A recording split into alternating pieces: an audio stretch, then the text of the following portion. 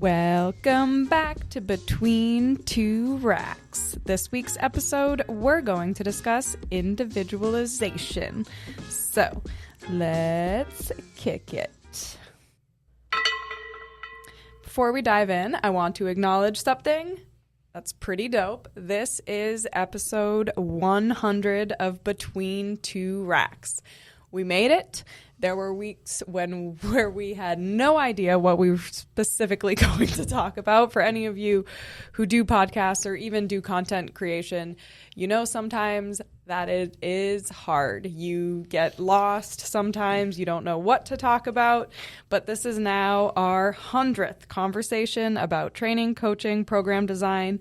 We're proud of the consistency. We're proud of the consistency of ourselves. I remember it took me a bit to really even get started on the podcast, and I knew it was me that had to turn the cameras on, put the mics in front of everyone to make everyone talk.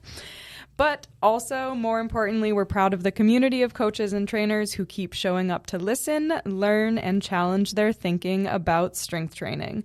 The goal of this podcast has always been simple: create a home for sound knowledge and practical coaching conversations. So for episode 100, we wanted to cover a topic that sits right at the center of how we coach. Earlier this week, I heard Porik and Stefan discussing their online training programs, and Porik said point blank that none of his current clients, if any of our students were to look at the programs, they wouldn't see the perfect system. They all follow the system, but it wouldn't just be from one course. And that's what individualization really is. Like, it gets deeper and deeper into all the layers of programming and periodization. So today's episode is going to be on how we view individualization. And I think it's going to kind of open up a lot of people's eyes even more behind the systems. First question I had is, why do people assume systems and individualization are opposites?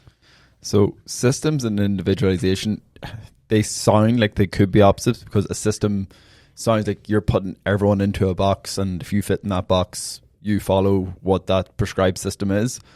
But for us, systems are tools that help us have more reproducible results on a consistent basis, and it's more of a overarching framework or guidance system to an end result. But every decision within that system is then going to be individualized to the person in front of you, from intensity, rep volume, exercise selection, rest periods, exercise structure, mesocycle loading, etc., etc., etc. It just keeps going. So while there's a system that underpins everything and helps us guide our decision-making process, every thought after that point is 100% individual. Yeah. And I think a big point too is, at what point in a coach's career can they kind of go beyond the systems to further individualize programs? Because it's not to say that you can't individualize a program based on the systems we teach. And that's what I always try to get across. Like, we teach systems because it's easier for students to absorb a system versus just overwhelm them with no structure behind it. Like, they need something to absorb the content to take it to the next level. One issue sometimes is I don't necessarily think that every coach fully understand what needs to be individualized or not. And I think that can lead to some issues as well, because so like Porik was saying, you have the system, and the way I look at the system is it's basically an outline that guides your decision making, like you were saying. But then within that, then there's like a multitude of different aspects to look at in terms of individualization. So it's very complex, but sometimes I just feel people spend the time not on the right metrics necessarily. Yeah. Well, the first thing I wanted, because I kind of wanted to go down almost like a funnel in terms of individualization of programs, and the first one being the assessment, because even the assessment you can individualize to the client. Yeah, so depending on the level of the client is going to very much dictate what the assessment should be providing. So if it's a brand new client, the biggest thing you want to see is movement competency, what they can do, what they can't do, and maybe why there is some of those limitations. So we can address that through their exercise selection, because since they're such a new client, they have to start with very, very basic training anyway. So it's not like we're looking at the overly complex metrics. Whereas if it's someone very well trained, then we're going to want to see where their strength ratios are at, or where their relative strength ratios at, or if they've got very specific lagging core musculature strength deficits. So we know, okay, because of this, there's maybe a strength leak on these bigger compound movements, so we can further refine everything. But it's very, very, that choice alone is very individual. Like, one way we like to do it for our online assessment, it's a combination of somewhat map. It's not exactly what we do in map, because it's very hard to do that without being present, but it's done under load, and it's done at 70%, so we can see technical flaws that show up under load, and under a load that will be used within a training context. So that there alone somewhat is a slightly more of a progression from what the map assessment shows. It won't give us the same level of detail as to where movements break down as map does, but it will give us a good insight into what they consider 70% of their load across a multitude of exercises, how they look under load across those exercises, and if they have reoccurring flaws in exercise technique. Like, an easy one is when we look at the upper body pressing exercises, like, do they dance their feet every time they're on a bench? Okay, that's an easy thing we can work on. If when they're squatting, is there absolutely no upper back tension? When they're deadlifting, do they drop the bar once it goes beyond their knee? Like, just common things you see all the time that we can then see, all right, this is what they do without further instruction. How do we address this going forward? Yeah. I know even Steph wants to bring me through an assessment in the coming weeks for my own programming. It's just been a while since he's actually taken me through an assessment. But when we were talking about it, it's like, obviously I don't really need the MAP assessment.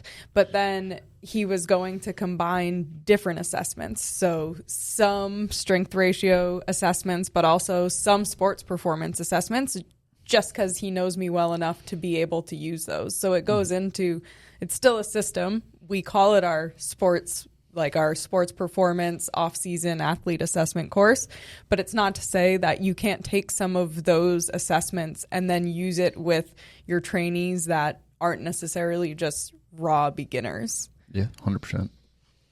Yeah, I mean, there's so much you can do with assessments, but the thing with me is true individualization requires time. It's it's really... Yeah. It's hard to have like the perfect, most appropriate, one-size-fits-all assessment right from the get-go. So that's why you're almost better off like leveraging, like decide, like first of all, like who's the average client that we have. So let's say that online we're training mostly like true Gen Pop, then a adaptation of closer to the real map would be better. But the reason why we're doing that modified map assessment with 70% of 1RM is simply because the majority of our online clients are personal trainers. So we cater that initial assessment to the crowd that we're working with. And then once you start working with someone for a few months, or even better, a few years, and you've seen many exercise videos, you've seen trends in technique breakdown, you've seen trends in volume tolerance, you've seen... you know, like, or you have more strength ratios you've gathered, so you can. So, the more you train the person, I find the better you can be at individualization. Yeah, and it kind of goes back to, again, when you're starting with the client, the minimum effective dose. Like, you need to see how they respond to anything you give them. So the next topic I want to go into that is part of individualization would be the frequency, the volume, and the split of the training programs. So a big part of that is, what is their goal to start with? Because without knowing their goal, like if someone says, okay, their goal is hypertrophy and they want to train once a week, cool, we're not getting anywhere. So the frequency and volume and split is very relevant to what they're trying to achieve from a training program. And for me, like goal alone, the more specific someone's goal is, the more specific you can make your individualization for that person. Because if someone comes in with a very, very vague goal of, I want to lose fat, get strong, get fast. Yeah. We see that a lot.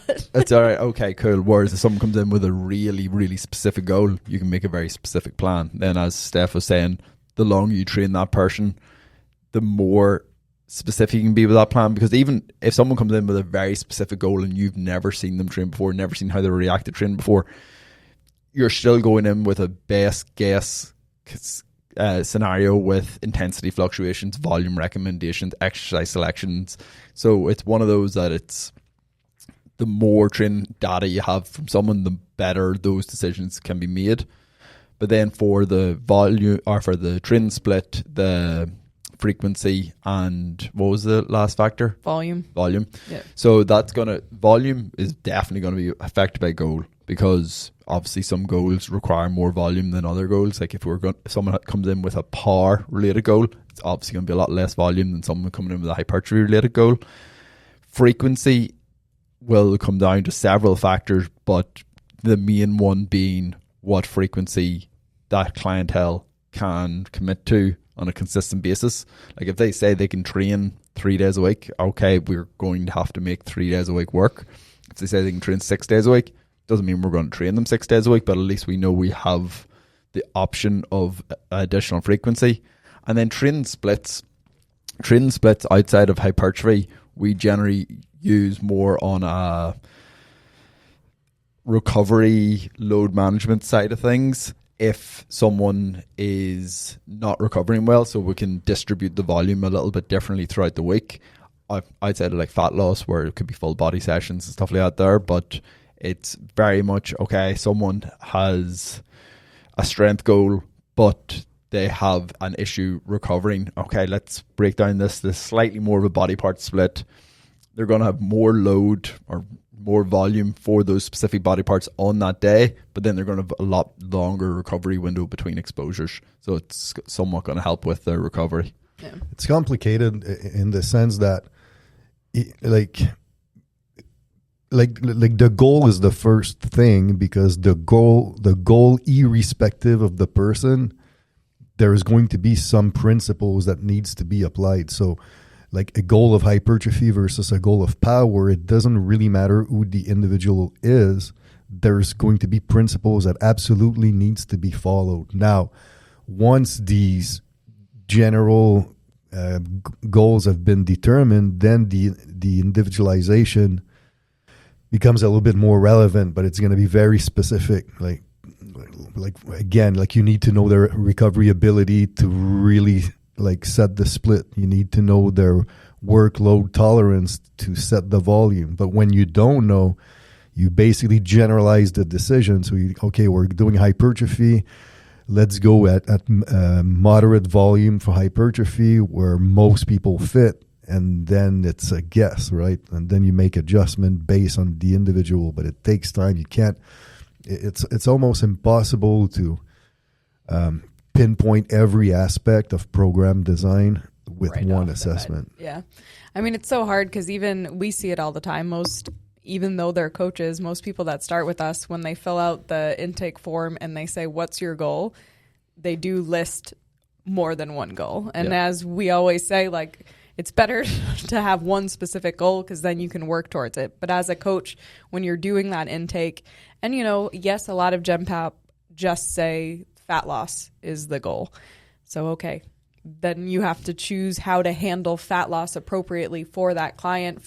But for the people that list so many goals, I know what you guys have to go back to is, okay, they're all over the place with their goals, but which one of those goals is the highest importance right now and will make the biggest impact at the start? And I feel like that's where coaches kind of need to learn which one to choose when someone comes with a lot of goals. Yeah, or are these goals somewhat complementary long term? Because if someone says they want to have a hypertrophy goal, a strength goal, and a power goal, but they're signed up for a year, you're like, okay, we can deal with this. We can spend the first 6 months working hypertrophy strength, and the second 6 months working strength power. And come the end of that 12 months, you've worked very complementary biomotor abilities that are going to produce an outcome of strength, hypertrophy, power. But it just has to be sequenced correctly. Whereas someone says, okay, I want fat loss, hypertrophy, and power. You're like, oh, well, there's not really a logic to this. Like, we could start with fat loss and then do a strength base, but then are we going to go hypertrophy, power? Probably not. Like, it's one of those that there has to be a rhyme and a reason between the sequencing of the goals if you're going to do it on a short or long term plan. Like, it has to be somewhat logical. Yeah. See, but that kind of goes back to that whole system individualization question. So, because what he's saying is a reflection of having a systematic approach to your training, which takes away some of the need for individualization, because in that case, it makes zero sense to follow the personal requests of the person if their goals are all over the place and they're like, oh, let's start with fat loss. And so it's complicated. I know you guys keep bringing up power, but I just have a point that I want to bring up for the podcast for all the listeners, because it's very annoying how power, I know to both of you, is something you're extremely passionate about on the side. Like, you love it. It's very interesting. You go down the rabbit hole of power training. But I know we came out with the Power in the Weight Room podcast a few weeks ago, and compared to all of our other podcasts, it's not performing as well as usual. And it's just because it's power. So I think everyone needs to change their mind and view on power. Or we change it to athletic ability. Yeah, use a different word. But I just think the average person is so far away in their own training journey to reap the benefit of power training. They're still on their hypertrophy quest, or they're still not. But that was the whole point of that nowhere episode. Strong enough. Yeah. So maybe that's why it's so far in their priority scales that it's just. It could be the word power, most likely, though. Okay, moving on. And you kind of brought it up because the sequencing of goals. So going into another layer of individualization would be the selection of which periodization model you're selecting with clients. And I know we frequently, even I think it was not last week, but the previous week's blog on Train Kilo was the pros and cons of undulating periodization, because yes, that is what we default to the most. It's our favorite periodization model to use, but it's not necessarily the only one. So I want to go into the individualization of different periodization models for clients. Yeah, well, it's very much what are their goals? Like, are they trying to train multiple factors at the same time? What is their training history, and what's the timeline associated with it? So currently, technically a lot of my online clients now both have a conditioning and a resistance training goal. So it's never a true linear periodization, because I'm managing multiple different modalities at the same time. But I do have 2 clients that have a short enough training history that they're following linear periodization. And it's what is going to be the best for that client, because they do not have the training experience to truly benefit from undulating periodization yet. The changes in load and intensity on a phase-to-phase basis that undulating provides is going to be too drastic, and they're just not going to adapt to that or have consistently well-selected loads for their current ability following that model, whereas a linear periodization model is going to be a lot easier for those clients. Whereas then I have other clients several that follow undulating, and 1 or 2 that is following a daily undulating. So it's very dependent on where they're at. But the big thing is, are we talking about just resistance training? Are we talking about resistance training and conditioning? Because then it all gets muddled, and we can't correctly use the terms that everyone's used to using. Because that's what's complicated, because because we're dealing mostly with strength training, we only really use one model, which is the sequential model. But within the sequential model, all we do is we have different organizational structure of these sequences that gives us all of these other models, like the linear, phase undulating, weekly undulating, daily undulating, wave, double wave. But they're all like offshoot of different organization of sequences. Because now, like when Borg is talking about like integrating, other modalities like mobility or speed work or conditioning work, then you need to fall out of that to account for every aspect. Yeah, I did want to clarify when you're saying, because I know a lot of your current clients have like running goals and they're doing like a decent amount of volume. So when you're saying conditioning, you're not saying conditioning in the sense of when we throw in just like a conditioning workout. So it might not always be running, but none of them currently are doing like modified strongman conditioning. It's all like a form of running, cycling, rower, something like that. They're like a more standard traditional conditioning tool, and that's for several reasons, but some of them have very specific metrics that they want or need to meet, and other ones don't actually have access to very much modified strongman equipment, so it makes sense to give them a different modality. But yeah, so it's slightly more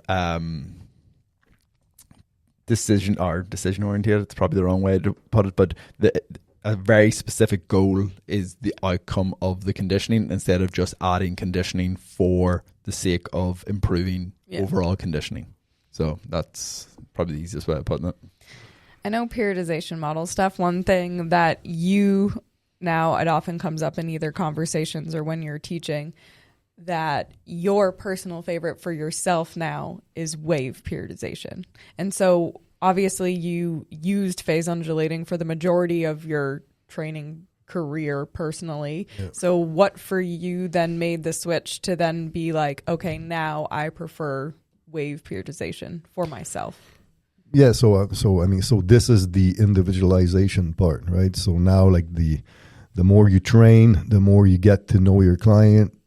Now there's also a personality component to everything. So obviously the way you recover, the way you gain from the sequencing of training modalities has a lot to do with which periodization model will fit better. But then there's also that personality component. And me psychologically, I like the simple linear progression of linear periodization, but my training age is too high for linear periodization to be a great staple for me because the length is so long that there is too big of a detraining effect of previously trained qualities. But the wave, the way I like to explain it to students, it's basically a hybrid between linear and phase undulating in the sense that you have like mini phases of linear that are recurring. So you have less drastic swing of the pendulum with undulating periodization. So you have a little bit more coaxing, but there's still enough frequency of change to avoid detraining or avoid overworking at a certain intensity or volume number. So to me, it's just this perfect mix of both. And psychologically, I love it. It feels good. And I find myself progressing even better, even more so when I use the integrated block model where I'm using the 14-day microcycle structure. Well, and that was kind of the next thing I was going to ask about is like the block structures. So the fixed, the variable, and then how to select which one for what client. Sometimes I find it hard because, again, it goes back to you can't individualize right off the bat with a new client. You do have to kind of just apply the system and then see how everyone responds to it. But at first, I always go with general trends at first. Yeah. So if the client that I'm training is low training age, I'll go right away to a linear model using a fixed block scenario. If the person is more advanced, I'll go right away to phase undulating periodization with a variable block because this is usually what works best.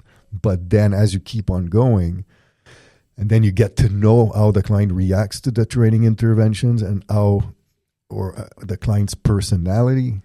Well, then you make tweaks. So that's when the whole individualization comes into play. You have all of these systems. There's norms. There's stuff that works better usually, but everybody's different. So like you, for example, a few podcasts ago, you were saying that although your training age is quite high, you tend to like the fixed block. Yeah. Because you like that consistency of motor pattern for a longer stretch where you get to really, really, really push new limits of RM load. So that fits well for you, which normally at a training age of 10 plus like you have, that's not usually the most effective way to do it. But for you, it works really well. So again, this is stuff you learn the more you train, the more you look at your data, and the more you can communicate with the client. Yeah.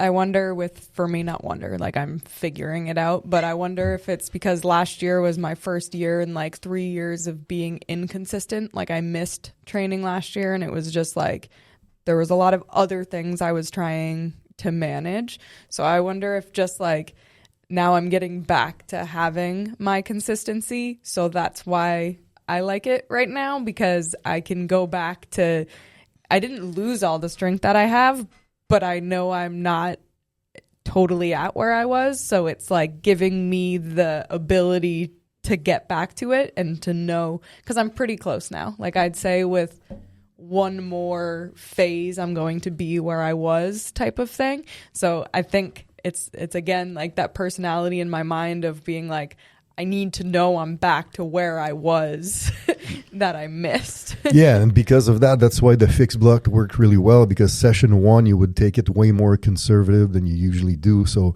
these 6 exposures allowed you to have a more slow progression. I think we might have lost a few people on terminology, the fixed and variable. So if you could just do a quick little breakdown on those. So here we're talking about the session structure. So, so let's say 1 week, your upper one is a overhead press workout. Your lower one is a squat workout. Your upper 2 is a bench press workout, and your lower 2 is a front squat workout with all the same structure that you guys are familiar with.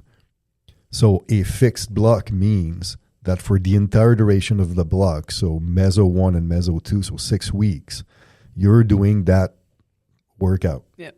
So for 6 exposures, you're doing the overhead press, you're doing the squat, you're doing the bench, you're doing the front squat.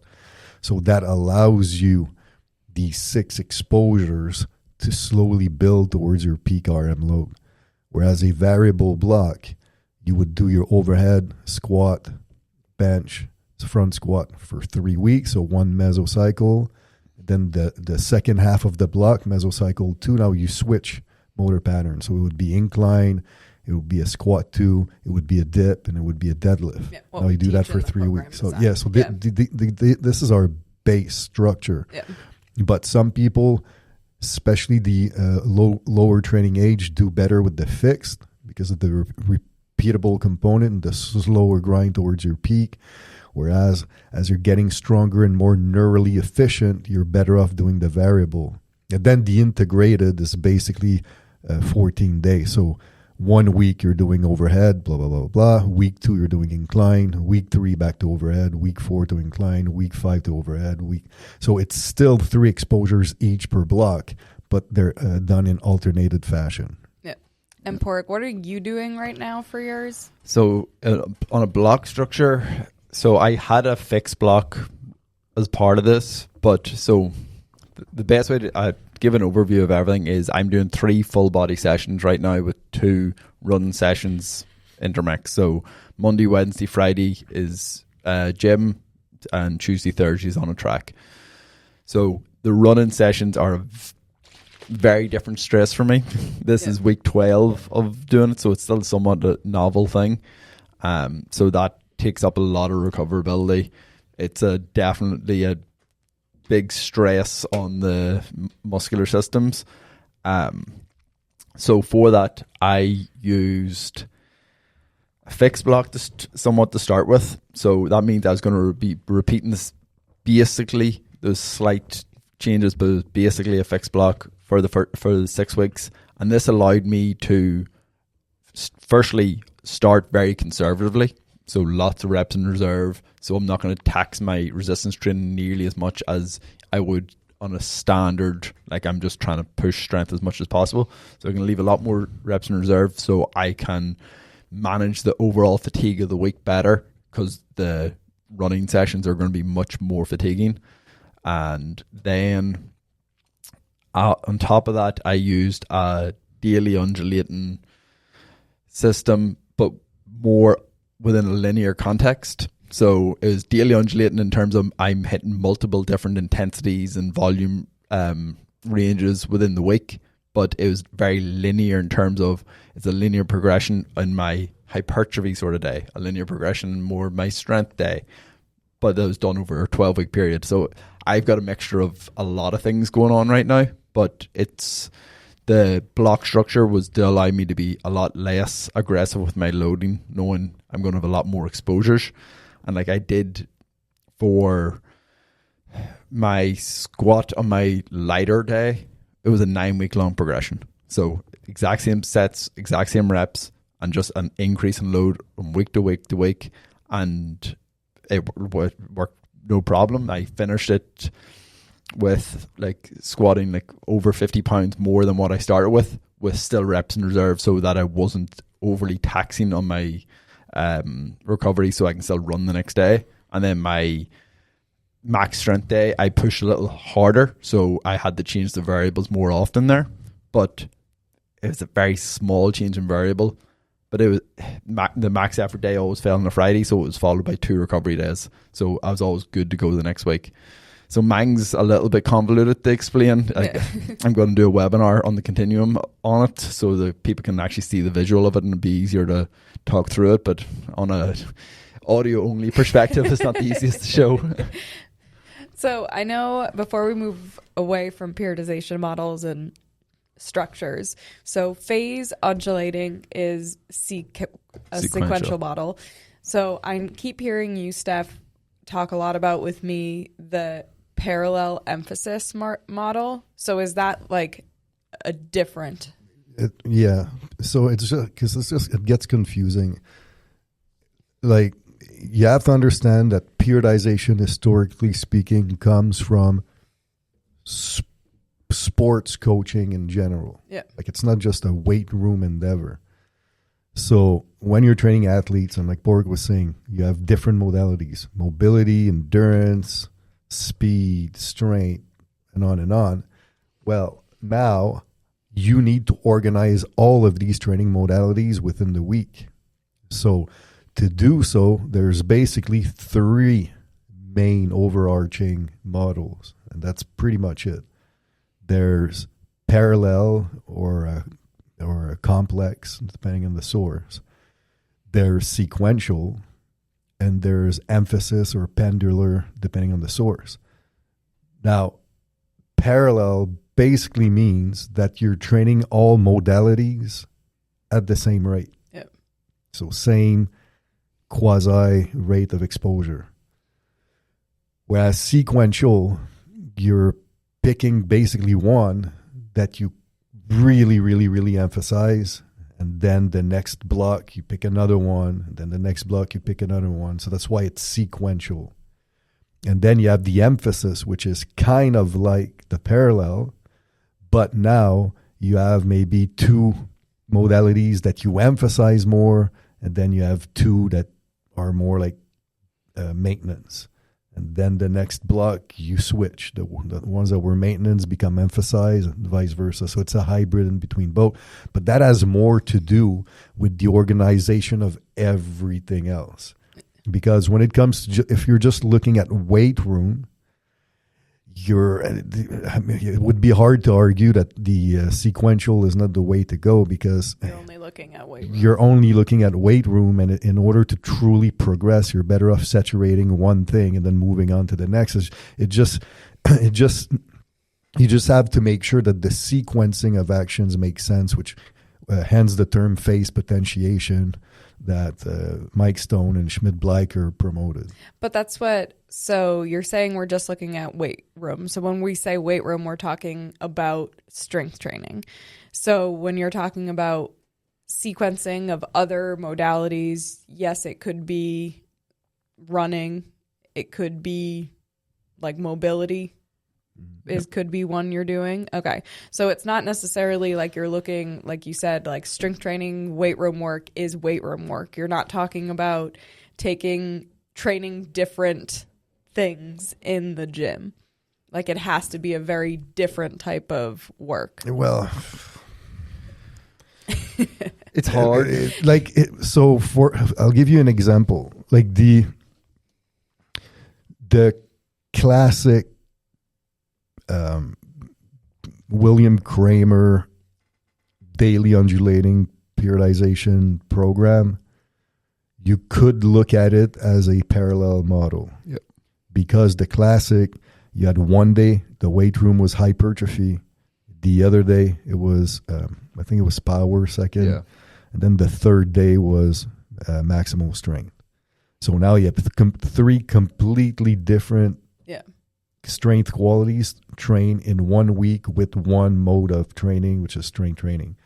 So that one could be considered a parallel model or a parallel application of strength training periodization. But us within Kilo, even the way we do daily undulating periodization, you could argue that it's a little almost more sequential than it would be parallel, because we only play around with two modalities. Anyways, it's complicated. Yeah, it's not black and white. Yeah, and it's very like obviously it has to be very technical to have a broader definition of the models, but it's not that important on the application front as long as you are managing all the stressors. So people are progressing forward. The actual naming of the models isn't that important for most people. But that's why that's why we're saying that in the Kilo system, every model that we use is pure sequential, because everything we do is a reorganization of the same base. Yeah.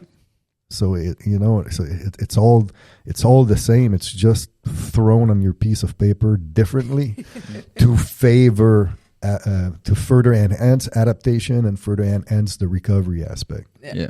Whereas like for like my training, why I say I'm using a parallel emphasis model right now is I've got a tiny bit of speed work. I've got a bit of mobility work. I've got conditioning. I've got strength work. I've got hypertrophy work. I have a little bit of power work. Like there's a little bit of lots of things, but with one main emphasis as the outcome and a secondary emphasis as a supporting outcome. So there's a lot of factors being considered in the totality of the programming, but there's two main things that are driving the process. Yeah, no, like I think it's like if we were being technical, it would be a straight up emphasis. Yeah. Because so like, for example, like the last chunk of the year, it could be something now where you're pulling one strain out and you're adding one in of running, which now would swing the emphasis pendulum a little bit more in the running part, and it would put the strain more in the maintenance part. Exactly. But they're always there, but they're not there at equal level. Yep. Like right now, it's almost quasi more parallel. On a time application front, yes. On a recovery application front, I would say no, because the running is taking more just because it's new, and it's new. But I'm also pushing it a lot harder. A lot of my strength training sessions right now are done at lower RPEs as a more maintenance dosage, whereas the running right now is I'm only doing it twice a week, so every session I'm doing it's brutal. So it's like I'm maximizing the stress response from the running session. I'm pulling back from 90% of the stress of the resistance training session with a small, with my one bigger hit of it on the Friday. And then, so it's more like everything on strength perspective is trying to be maintained outside of this one exposure nearly. And it's trying to push the progress. But on a stressor for stressor, the two running sessions would have a greater stress response than 3 resistance training sessions across the week. Yeah. Like Porrick's scenario is the perfect example as to why periodization is so useful in training, because that's the perfect reason why you need periodization. So he knew that, okay, I'm introducing a completely new, not completely new, but a stressor that I haven't done in forever. Yeah. So we know it's going to be more stressful. And then on top of it, like running as high forces, high velocity, so it's a lot of stress by default. And then he's built such a base of strength that he knew that, okay, I can titrate it down a little bit. But the reason why he did all of this is so that he doesn't crash and burn. Now he's been doing it for 12 weeks, whereas the average person that wants to start running, they're going to keep their strength the same. And then, okay, I'm going to add 2-3 runs per week. They go all out, and then they blow a hamstring, or they can't recover and they crash and burn after 4 weeks, and that's it. Then they call it a day. They stop doing it. But that's simply because they didn't take a step back and look at training under a periodization scope, you know? Yeah. And to bring it back to the individualization part, like technically would I've got a lot of benefit of introducing like slow, steady state running first to build the capacity that way? Yes, definitely. Would I have done it for 12 weeks? Yeah. No. So on an individual basis, I was like, all right, this could be very beneficial, but I will not be motivated to do it. Yeah. So I'm going to do a variation that I maybe don't love, but I like a lot more than long, slow runs. So I've been doing interval training and different forms of interval training. So it's a compromise. It's somewhat saying, all right, I know I may be taking away some overall potential from missing this step, but at some point I can address that if I want to. Like it's fine. It'll be okay. I think so everything outside of like the assessment when we're talking about, frequency, volume, split, periodization model, again, we're doing all of these things to help the client recover, which is part of individualization. But you have so many people that aren't pushing the sessions enough to even create the stimulus to have anything to recover from. So that's why even as coaches, you need to pay attention to those things, because you're not going to get results if you're not driving the stimulus and the adaptation from the training for them to be able, like, not being fatigued by the training. That's a great point. And that brings me back to when we were in Chicago for the private on-site education. One of the questions that the coaches asked me was, what is one thing that you've learned recently that you've been doing that you weren't doing before as a coach? And I thought about it long and hard. And honestly, I find that the thing that I changed the most in the last 4 to 5 years with coaching is the more use of the linear model with the fixed block. Yeah, because they're not pushing it enough. Exactly for that reason. It's once I realized, well, okay, so these people are just not as advanced as I thought they were. So they would benefit of a more linear approach and a fixed block, so that we really have time to really push them towards their RM load, so that they can really start understanding the process of loading better, so we can have better results. Yeah. Because like you said, if you don't push to that point and you make too often and too drastic changes, then you're basically under training all the time and you're going nowhere. Yeah. Or just not training. Like, it's the under training, or it's just the working out. Like, everything we talk about and what we do, why we do it,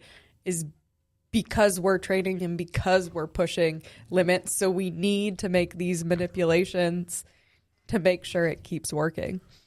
That's also why we say that if you're training once or twice a week, then periodization becomes a moot point, because there's nothing really to monitor in terms of recovery capacity.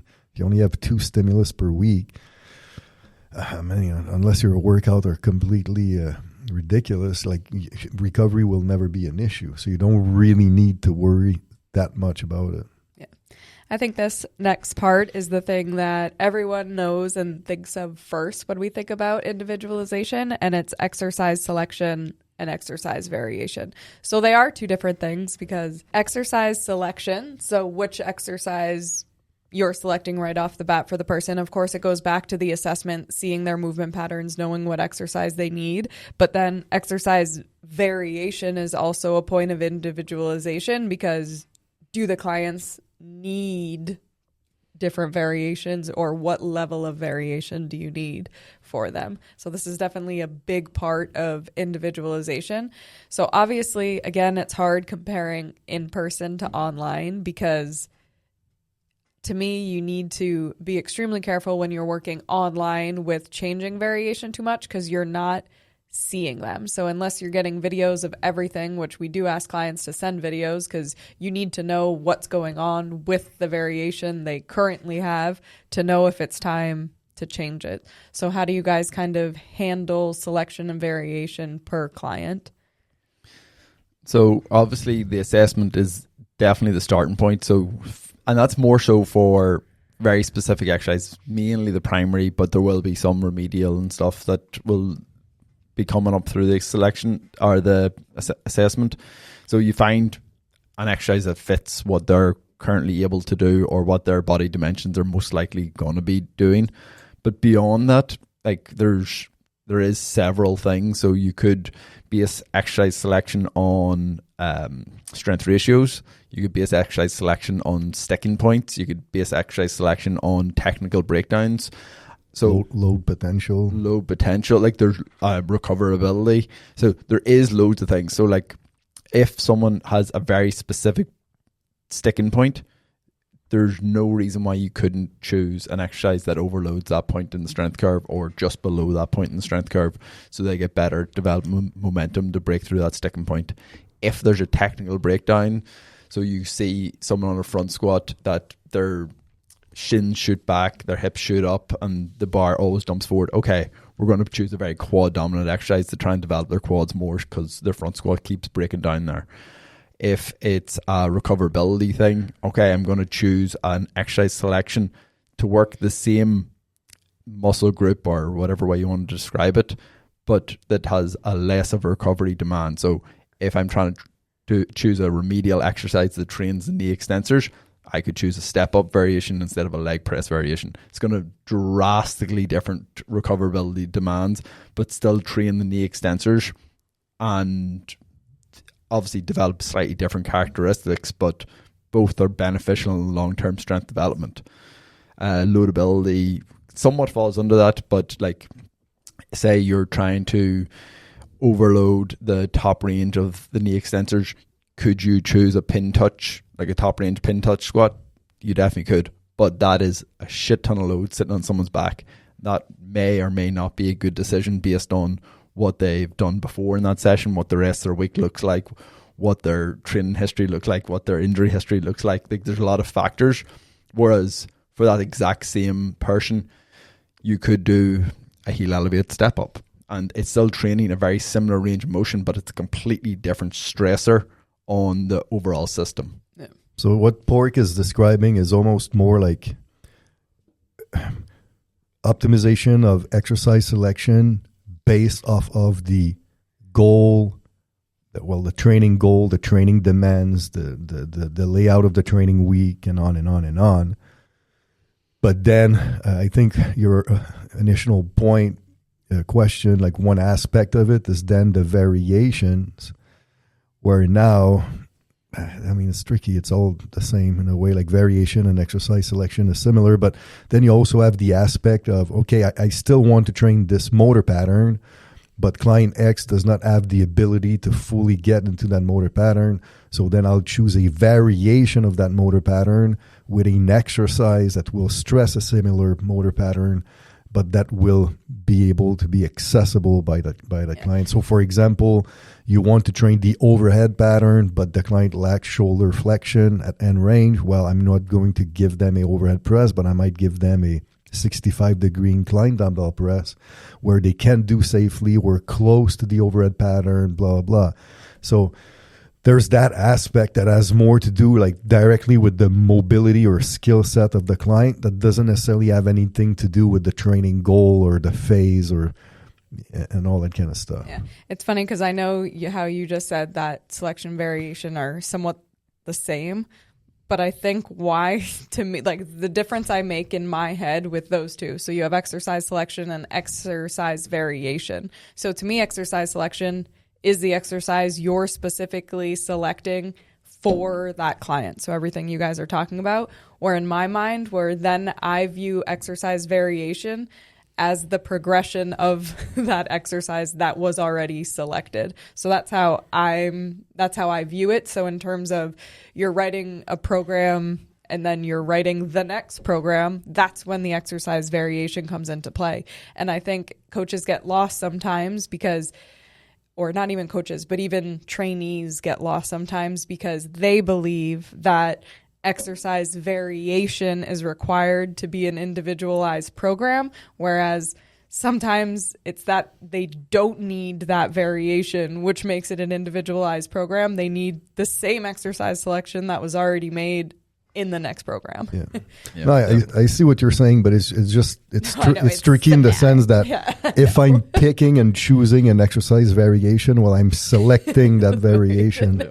No, I know, but that's what, when I had it down in my notes, it's because I think and view selection and variation as two steps of program design, which is confusing, but I've just kind of done that.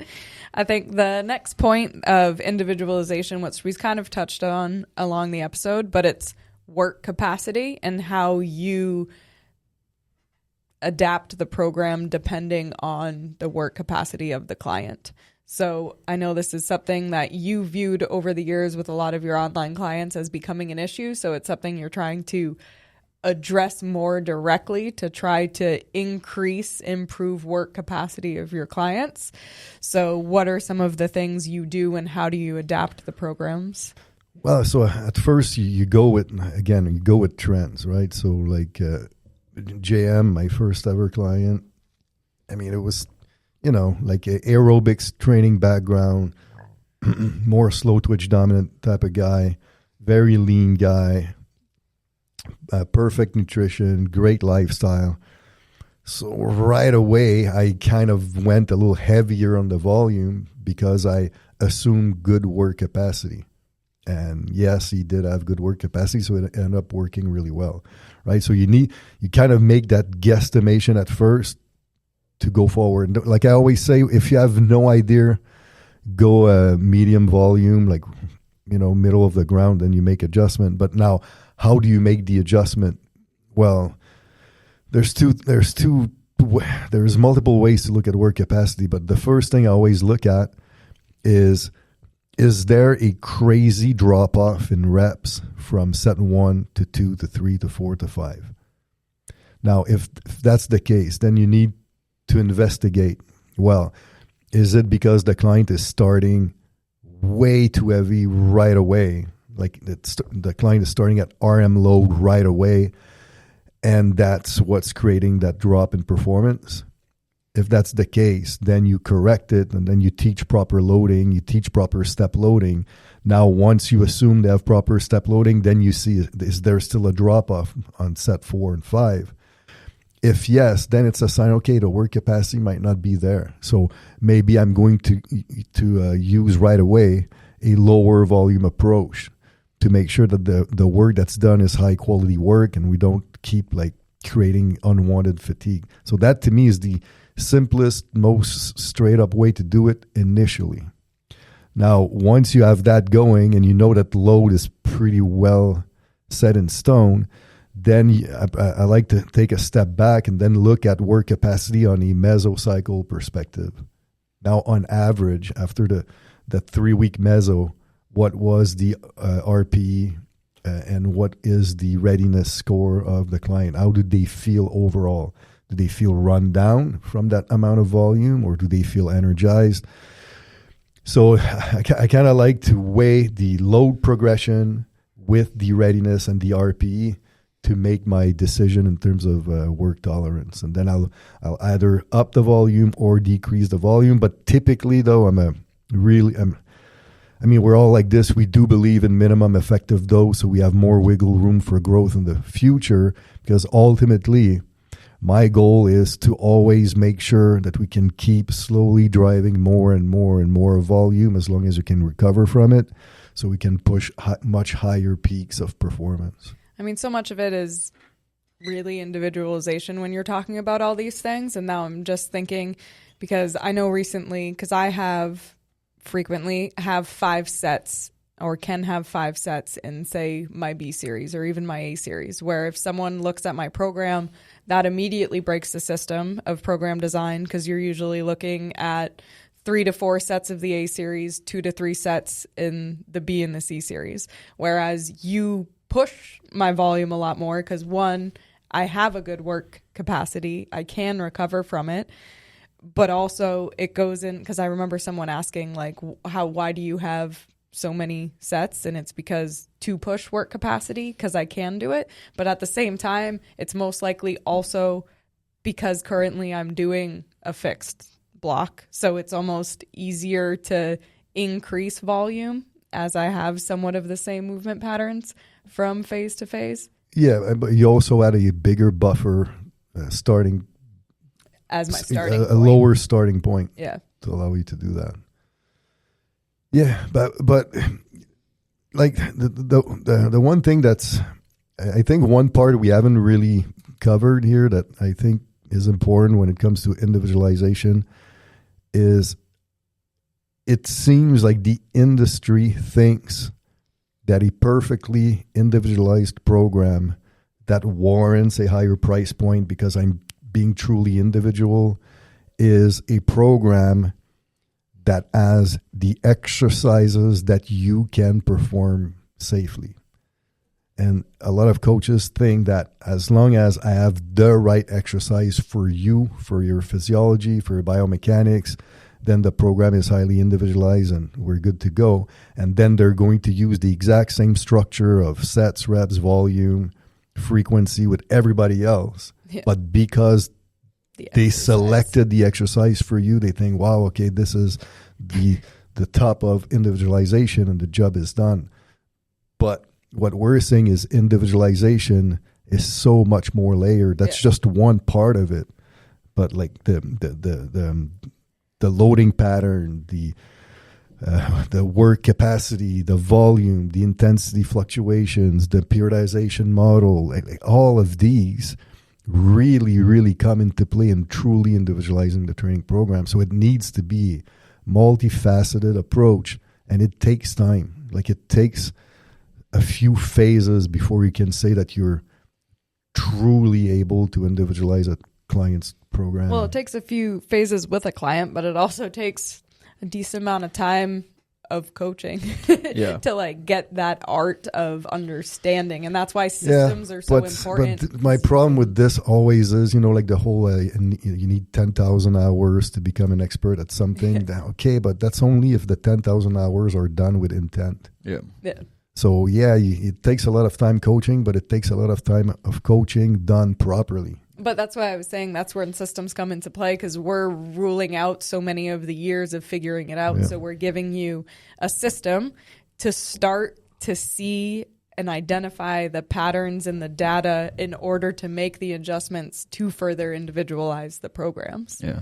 And then it even, it's also slows down the progress if someone's training system changes a lot from program to program. So say even within our system, if someone goes from a PAB style program to a strength oriented program, that PAB program, it will help influence some of the decisions made in the strength program, but it'll not have the same level of influence as that strength program will have in the next one. So going from like to like is going to provide such more relevant data than going from something similar but different to the next one. So when people come in and they're like, all right, I want to do fat loss, then I want to do hypertrophy, then I want to do a PAB, then I want to do a strength. Okay, great. I've seen a lot of your training, but since nothing has had correlation in terms of how the systems interact with each other, not real data has been gathered during that time. It's been numbers have been gathered, recorded. but numbers have been recorded, but there hasn't been any trends. Yeah. You cannot see trends from drastic differently exposures. That's a great point. Like, if your training is like 1 month of triphasic, 1 month of 5-3-1, 1 month of giant set, there's no way. Like all of these have such different metric that you can't really gauge what's happening with the trainee. Yeah, I still had more points. So we've kind of touched on it, but another one becomes actual phase duration with clients. So, we use 3-week mesocycles. Sometimes you'll see us use 4-week mesocycles if need be. Sometimes it's 2 weeks for certain people. So that's another layer of further individualization you'll make.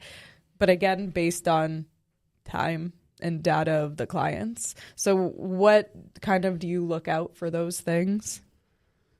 Yeah, sometimes it's a combination of the training age and the neural ability to learn the motor pattern that will affect my decision. So low training age, low level of strength, low level of nervous system efficiency, I will tend to use a 4-week meso simply because you have built in more exposure to that exact same stimulus. That's one thing. Then I was mentioning in another podcast, I have a client that has a high training age, but with that client, we've noticed that really, like especially in the absolute and relative strength macros, really heavy intensification phase really beats him up, like in terms of joint integrity. So then we've noticed that with this client, 4-week accumulation phases and 2-week intensification phases. So it's still a 6-week block, but that works better for those relative strain macros because he can tolerate that load better. But again, that was like trial and error in time. And but like Porrick was saying, we were able to do this because we have more similarities in training to truly see trends and tendencies. It's just not throwing in some training style, at random. Yeah. And then the final thing, I know we've touched on it a bit, is the mesocycle and session loading. That would be the final, well, not final, but an additional layer of individualization that you'll use with clients as well. Yeah, like mesocycle loading, it's really cool and it's very, very useful, but it's one of those that I save it until it's needed. So until I notice that someone is either, there's a very specific reason why one of the types of mesocycle loading is going to work in terms of, we need to build work capacity, and a set of mesocycle load will really help here.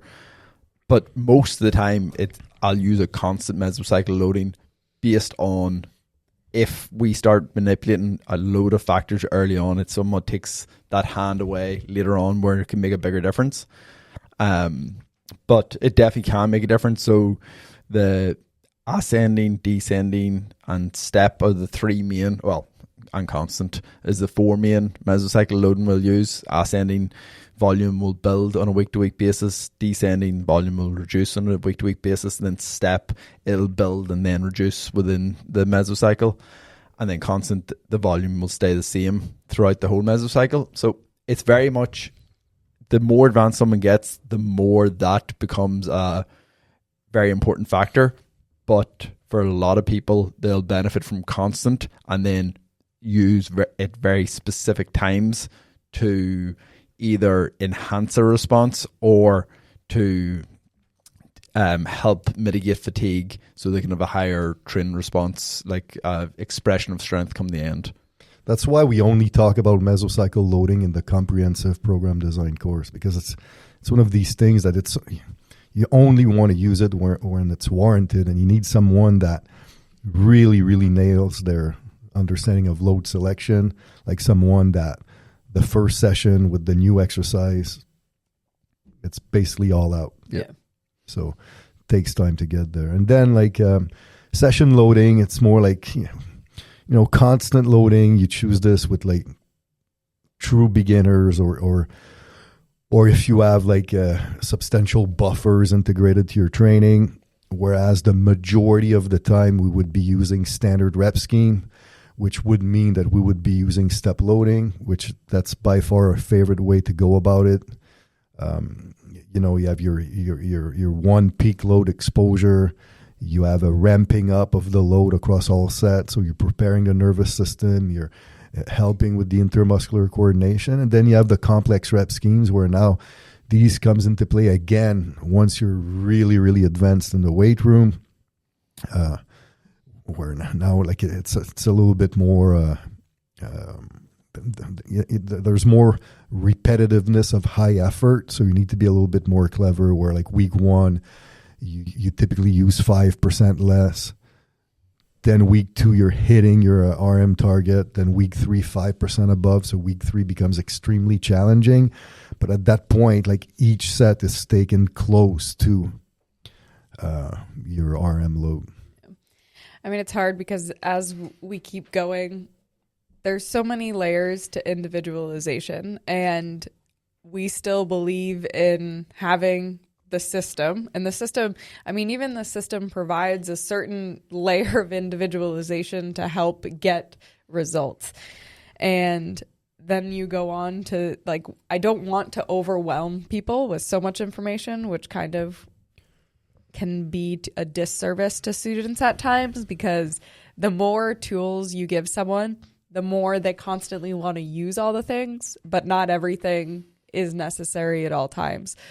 And that's why within our education and our systems, we have designated things like comprehensive, because then further individualization for program design, you're looking at so many different strength ratios and so many different complex parts of program design and periodization. But as always, you still need to earn, your clients need the earn to right to use them, and you as a coach need to get to the point of analyzing your programs enough to know when to properly use them. But you're right. I mean, like it's hard because I think that everything that we teach within our curriculum is great and has its place in the bigger picture of program design and periodization. So it needs to be thought and it needs to be part of the system. But then it's hard to control, like you're saying, like we abuse it. So we let's say we have a student that's been in our education for, let's say, 4 months, and now he's doing a course that's more advanced. Of course, that information is interesting and it seems cool. So now the coach wants to integrate that information, but that's the problem. Like, if you're integrating all of this with a client that's not there yet, then you're just kind of basically diluting the whole process, and everything starts becoming a little funky, and then results are not being super efficient. So it's almost like I just wish people were very, very good at compartmentalizing. You learn something. We try to do our best to explain the when and why we're using things, but we're conscious that sometimes people misapply them, and then it's easy to get excited. It's easy to get excited about the little things and then start using them, but so much of it comes from analyzing trends and looking at the data once you're using something and then being like, okay, now is the time to introduce this. I mean, in my opinion, you can basically follow the level 1 program design and periodization with so many of your clients for a very long time. And then you really work at understanding the client's behavior responding to this approach. And then once you feel confident with that client, then you start layering OSR and comprehensive modalities, and more in-depth specialty techniques are being used. The introduction of specialized hypertrophy and fat loss into the mix.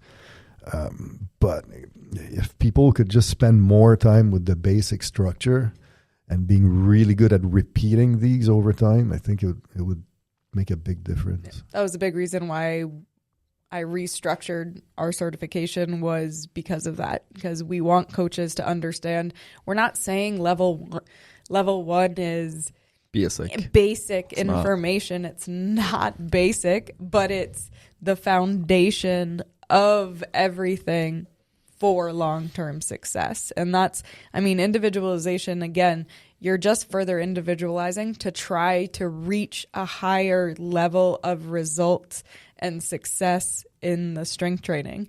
But you can't rush that process and think you're going to get more results. It's slow and steady, and then you'll get more and more results continuously. Because the truth is, with a new client, the only thing that you can truly individualize is the exercise selection, and this you do MAP, which is the most straightforward way to guide you with exercise selection, and then the proper volume and intensity for the goal of the client.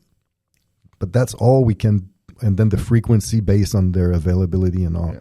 But that's basically the only thing really we can individualize at this point in time, because we don't have any other information. So they want absolute strength. Okay, well, we need this intensity range with this range of volume. It is what it is. That's the principle behind the whole training of absolute strength. So it doesn't matter who you are. But then what we don't know is, okay, should you be in the lower end, the midpoint, or the high end of the volume, or the lower end, midpoint, or high end of the intensity? So this is what requires time and data analytics to become a great coach at individualizing the training. Yep. Any final points on individualization that you'd like to share? You'll never get good at it unless you really look at the data and actually be analytical of what you've programmed before, why you did it, and did it actually get results. Because if you're just doing it based on what you see in front of you in that moment, it's not giving you the full history of that client. Yeah, and then results is ultimately that's what it is, right? Yeah. Like if you created what you think is the most perfect relative strength macro cycle in the history of the world, and you were trying to improve bench press performance, and then you look at pre and post bench press performance and it barely budged, well, then there's something wrong. It's either the program, the coaching, or the application. Yeah. 100 episodes, and I already said it, 101 will be loading. So next week episode, I mean, we touched on some of it, but we can definitely dive deeper into loading and the importance of loading, because even when you're talking about getting results, and so a relative strength macro, you're trying to drive up the bench, it might look like you have results if your loading wasn't great, because if you underloaded and then finally just actually put some weight on the bar, so it looks like you showed a dramatic increase, but you actually didn't. So loading is definitely, to me, beyond like even before getting to individualization, because trainkilo.com, we have personalized programming. That's a service we offer, but we also offer ongoing group programming. So you're looking at personalized programming being anywhere from $350 to $500 a month, and then ongoing group programming for $30 a month. So obviously there's a difference, but you can still get results with a good sound program, which is what we do with our ongoing group programming for $30 a month. But again, the biggest factor in both of those is going to be the application of the program. So what is the loading actually doing, and are you getting results? Because I think someone can still go pretty far with a good sound program if their loading is good. So that's why our next episode will be loading, because it's definitely a huge part of success in long-term strength training and getting results with your clients. Thanks for tuning in. Like, subscribe, trainkilo.com. See you next week.